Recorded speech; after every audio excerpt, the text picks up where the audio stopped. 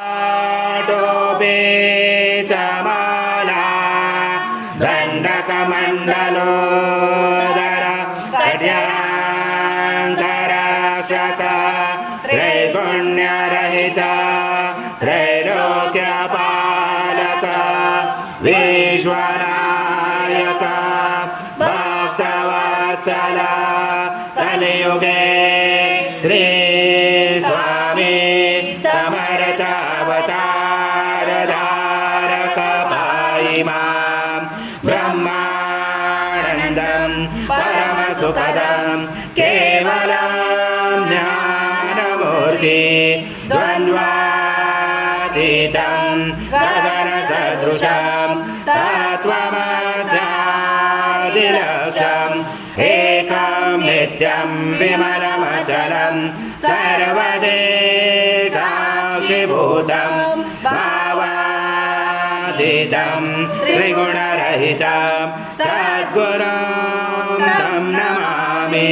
गुरुर्ब्रह्मा गुरुर्विष्णु गुरुर्देवो महेश्वरः गुरुर्साक्षात् परब्रह्म तस्मै श्री गुरवे नमः। स्वाहा कृतं भुक्षं भक्ष्याव्यम् आज्यं सुवर्णमहाराज्यं यज्ञे प्रतिष्ठम् आज्यं पवित्रं परमं स्नानार्थे प्रगृह्यादतां श्री सद्गुरु स्वामी समर्थ महाराज देवताभ्यो नमः।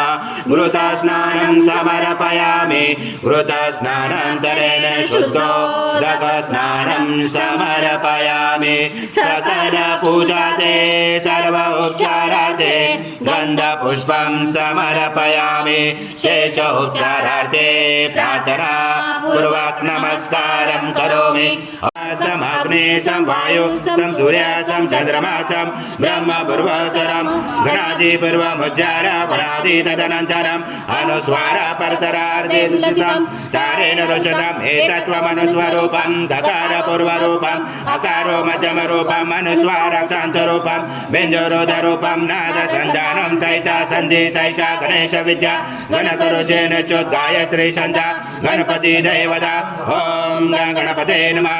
एकदन्ताय विद्महे वक्रतुण्डाय धीमहि तन्नो दन्ती प्रचोदयात् एकदन्तं चतुर्धास्त्रं पाशमं कुशधारणं हरदं च वरदं ऐसे बिभ्राणं मुचकदचं रक्तं लम्बोदरम्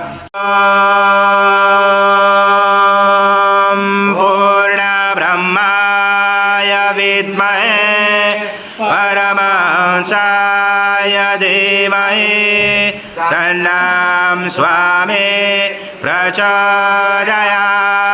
श्री सद्गुरु स्वामी समर्थ महाराज देवताभ्यो नमः। मंत्र पुष्पांजलि समर्पयामि। गुरु स्वामी समर्थ महाराज देवताभ्यो नमः। प्रार्थना पूर्वक नमस्कारं करोमि। हरि ओम तत्स हरि ओम तत्स हरि ओम तत्स। श्री स्वामी समर्थ जय जय स्वामी समर्थ। श्री स्वामी समर्थ जय जय स्वामी समर्थ।